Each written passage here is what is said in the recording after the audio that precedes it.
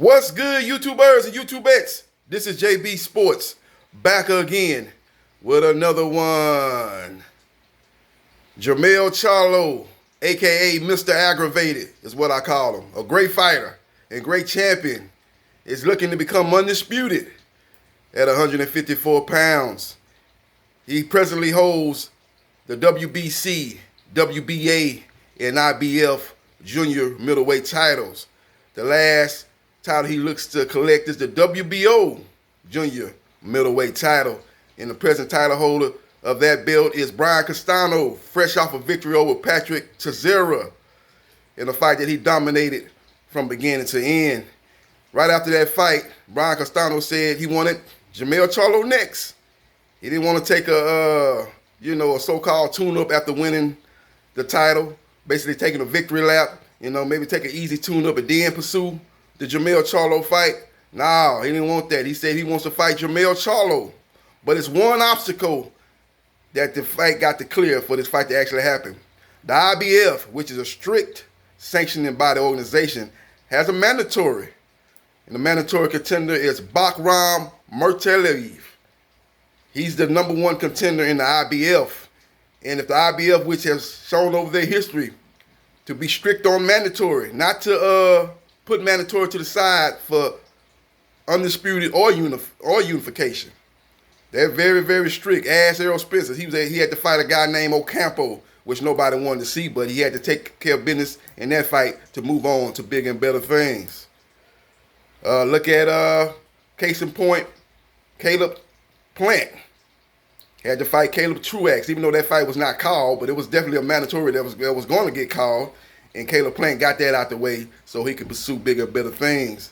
And next up for him in September is Canelo Alvarez.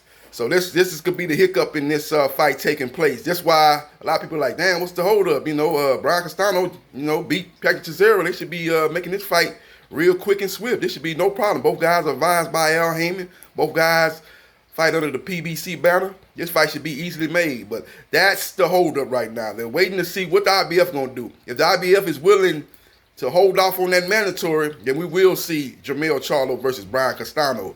But based on past history, the IBF is not shown to do that. But this is undisputed. We'll see what happens. But based on past history, they have not been willing to step aside. They've strictly enforced their mandatories. And if that's the case, look for Charlo to not fight Brian Castano next, but to take on Bakram Mertelev. And and the only problem is with that fight is that's a fight that he's definitely going to have to take. He said in a recent interview he said he worked very hard to obtain them belts, and he's not willing to give up none of those belts. When they was asking him about moving up to middleweight, he's like, nah, I've got all these belts at junior middleweight. I want to defend them. I worked too hard to just move up.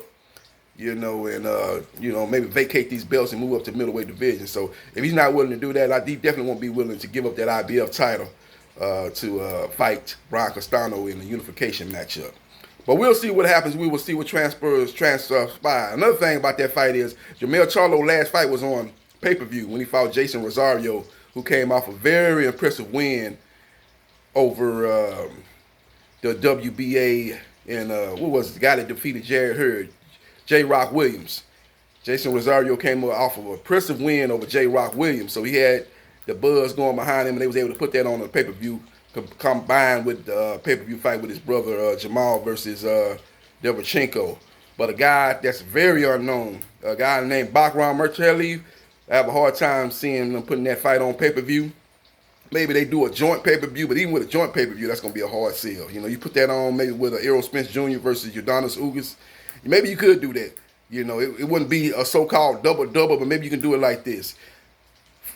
Errol Spence, Udonis Ugas will be the main event on the pay-per-view. But you do a Fox card during that day, and you let Charlo versus Bakram Mertelev, you let that be the headline of the Fox main event.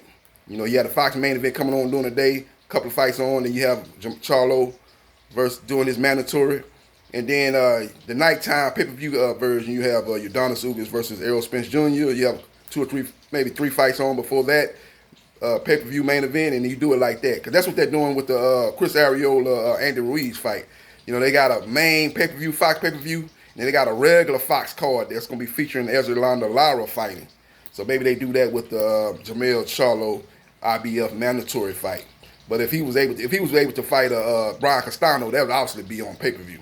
You know, they could do a double pay-per-view like he did with his brother Jamal.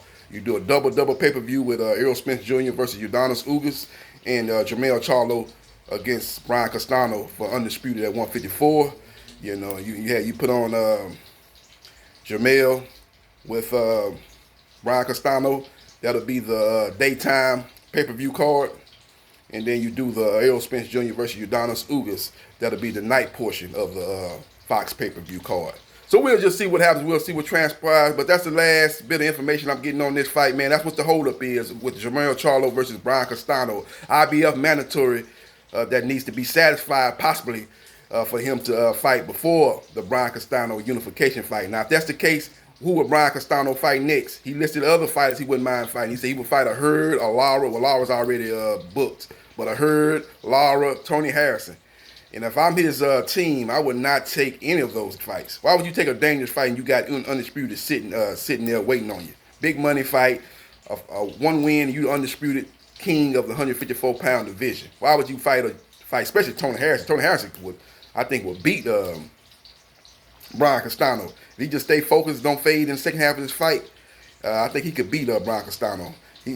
Harrison has a suspect chin, but Brian Castano is not known as a power puncher. He's known as an accumulation puncher.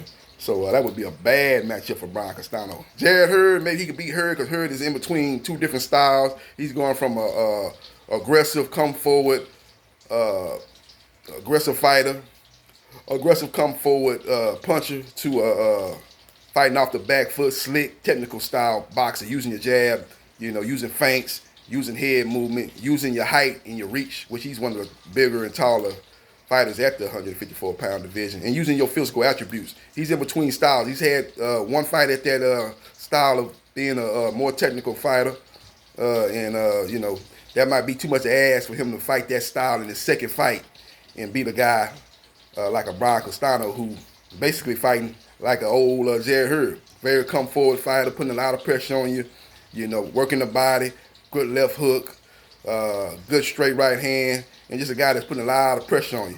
And he would, I think that would be a tough matchup for Jared Hurd. But nevertheless, it would be a dangerous fight for Brian Castano, and a fight that his advisor and his team would probably not take when they have a big undisputed on the table for his next fight. So I would assume that they would just wait out and let Jermell Charlo take care of the mandatory, and they'll sit back like Caleb Plant is sitting back waiting on Canelo and Billy Joe Saunders.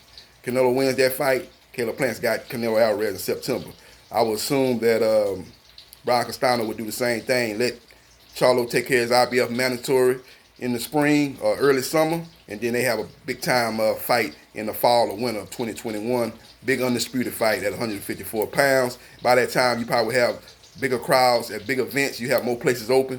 Maybe they can put that fight in Las Vegas, or maybe even put it in Texas, Dallas, Texas, or San Antonio, Texas, or even Houston, hometown of Jermell Charlo.